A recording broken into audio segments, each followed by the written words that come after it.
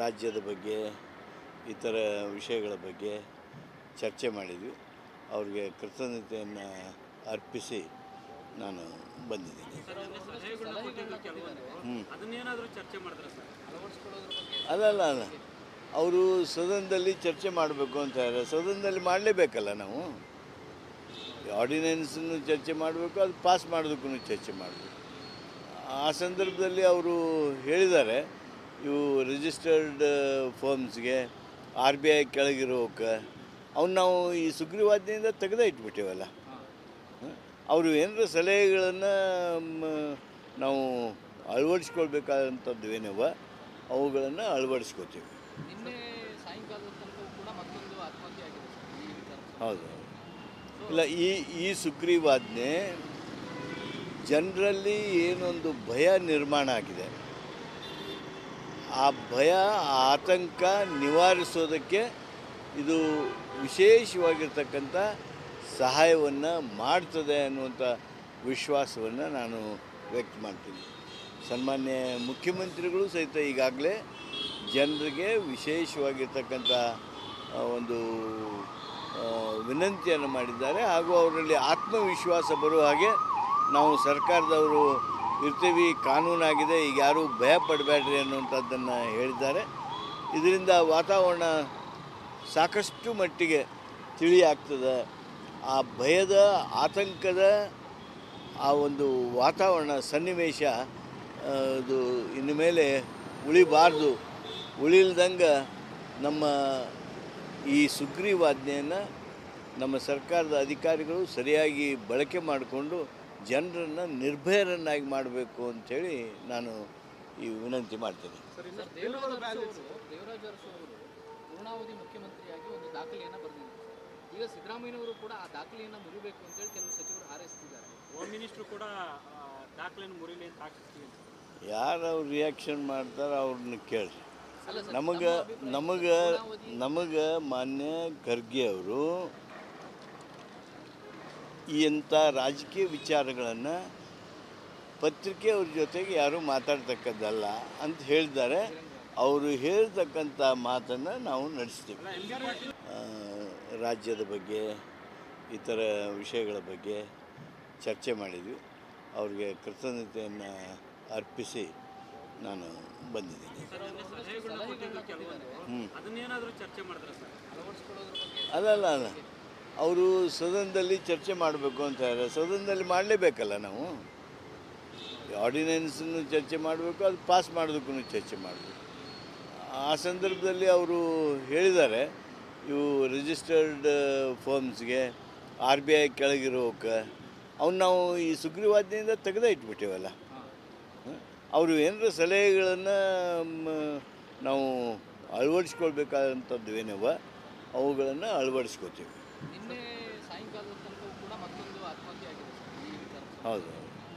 ಇಲ್ಲ, ಈ ಸುಗ್ರೀವಾಜ್ಞೆ ಜನರಲ್ಲಿ ಏನೊಂದು ಭಯ ನಿರ್ಮಾಣ ಆಗಿದೆ, ಆ ಭಯ ಆತಂಕ ನಿವಾರಿಸೋದಕ್ಕೆ ಇದು ವಿಶೇಷವಾಗಿರ್ತಕ್ಕಂಥ ಸಹಾಯವನ್ನು ಮಾಡ್ತದೆ ಅನ್ನುವಂಥ ವಿಶ್ವಾಸವನ್ನು ನಾನು ವ್ಯಕ್ತ ಮಾಡ್ತೀನಿ. ಸನ್ಮಾನ್ಯ ಮುಖ್ಯಮಂತ್ರಿಗಳು ಸಹಿತ ಈಗಾಗಲೇ ಜನರಿಗೆ ವಿಶೇಷವಾಗಿರ್ತಕ್ಕಂಥ ಒಂದು ವಿನಂತಿಯನ್ನು ಮಾಡಿದ್ದಾರೆ. ಹಾಗೂ ಅವರಲ್ಲಿ ಆತ್ಮವಿಶ್ವಾಸ ಬರುವ ಹಾಗೆ ನಾವು ಸರ್ಕಾರದವರು ಇರ್ತೀವಿ, ಕಾನೂನಾಗಿದೆ, ಈಗ ಯಾರೂ ಭಯ ಪಡಬೇಡ್ರಿ ಅನ್ನುವಂಥದ್ದನ್ನು ಹೇಳಿದ್ದಾರೆ. ಇದರಿಂದ ವಾತಾವರಣ ಸಾಕಷ್ಟು ಮಟ್ಟಿಗೆ ತಿಳಿ ಆಗ್ತದೆ. ಆ ಭಯದ ಆತಂಕದ ಆ ಒಂದು ವಾತಾವರಣ ಸನ್ನಿವೇಶ ಅದು ಇನ್ನು ಮೇಲೆ ಉಳಿಬಾರ್ದು. ಉಳಿಲ್ದಂಗೆ ನಮ್ಮ ಈ ಸುಗ್ರೀವಾಜ್ಞೆಯನ್ನು ನಮ್ಮ ಸರ್ಕಾರದ ಅಧಿಕಾರಿಗಳು ಸರಿಯಾಗಿ ಬಳಕೆ ಮಾಡಿಕೊಂಡು ಜನರನ್ನು ನಿರ್ಭಯರನ್ನಾಗಿ ಮಾಡಬೇಕು ಅಂಥೇಳಿ ನಾನು ಈ ವಿನಂತಿ ಮಾಡ್ತೇನೆ. ದೇವರಾಜ ಅರಸು ಅವರು ಪೂರ್ಣಾವಧಿ ಮುಖ್ಯಮಂತ್ರಿಯಾಗಿ ಒಂದು ದಾಖಲೆಯನ್ನು ಬರೆದಿದ್ದಾರೆ. ಈಗ ಸಿದ್ದರಾಮಯ್ಯನವರು ಕೂಡ ಆ ದಾಖಲೆಯನ್ನು ಮುರಿಬೇಕು ಅಂತೇಳಿ ಕೆಲವು ಸಚಿವರು ಹಾರೈಸ್ತಿದ್ದಾರೆ. ಹೋಮ್ ಮಿನಿಸ್ಟ್ರು ಕೂಡ ದಾಖಲೆಯನ್ನು ಮುರಿಲಿ ಅಂತ ಹಾಕಿಸ್ತೀವಿ. ಯಾರು ಅವ್ರು ರಿಯಾಕ್ಷನ್ ಮಾಡ್ತಾರೆ ಅವ್ರನ್ನ ಕೇಳಿ. ನಮಗೆ ಮಾನ್ಯ ಖರ್ಗೆ ಅವರು ಇಂಥ ರಾಜಕೀಯ ವಿಚಾರಗಳನ್ನು ಪತ್ರಿಕೆ ಅವ್ರ ಜೊತೆಗೆ ಯಾರೂ ಮಾತಾಡ್ತಕ್ಕದ್ದಲ್ಲ ಅಂತ ಹೇಳಿದ್ದಾರೆ. ಅವರು ಹೇಳ್ತಕ್ಕಂಥ ಮಾತನ್ನು ನಾವು ನಡೆಸ್ತೀವಿ. ರಾಜ್ಯದ ಬಗ್ಗೆ ಇತರ ವಿಷಯಗಳ ಬಗ್ಗೆ ಚರ್ಚೆ ಮಾಡಿದ್ವಿ. ಅವ್ರಿಗೆ ಕೃತಜ್ಞತೆಯನ್ನು ಅರ್ಪಿಸಿ ನಾನು ಬಂದಿದ್ದೀನಿ.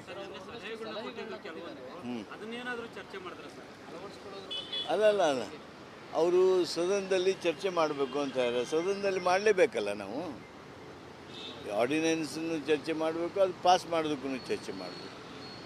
ಆ ಸಂದರ್ಭದಲ್ಲಿ ಅವರು ಹೇಳಿದ್ದಾರೆ, ಇವು ರಿಜಿಸ್ಟರ್ಡ್ ಫರ್ಮ್ಸ್ಗೆ RBI ಕೆಳಗಿರೋಕೆ ಅವ್ನು ನಾವು ಈ ಸುಗ್ರೀವಾಜ್ಞೆಯಿಂದ ತೆಗೆದೇ ಇಟ್ಬಿಟ್ಟೇವಲ್ಲ.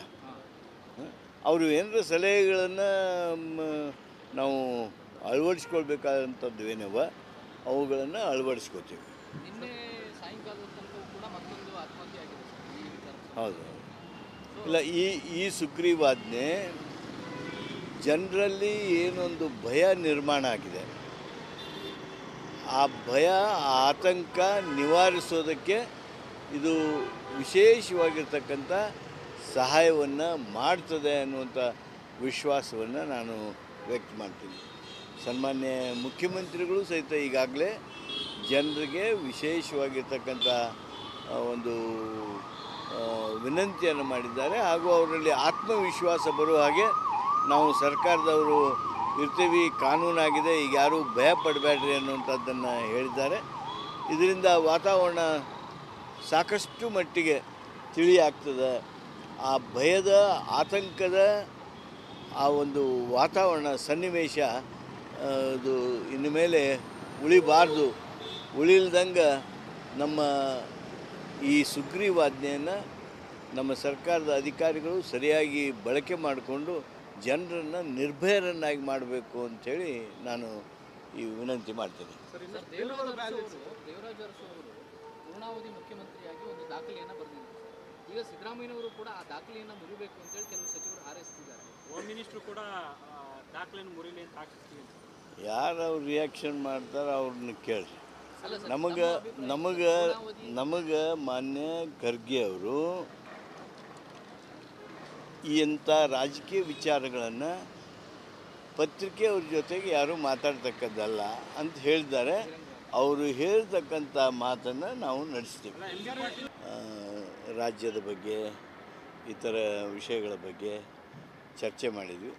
ಅವ್ರಿಗೆ ಕೃತಜ್ಞತೆಯನ್ನು ಅರ್ಪಿಸಿ ನಾನು ಬಂದಿದ್ದೀನಿ.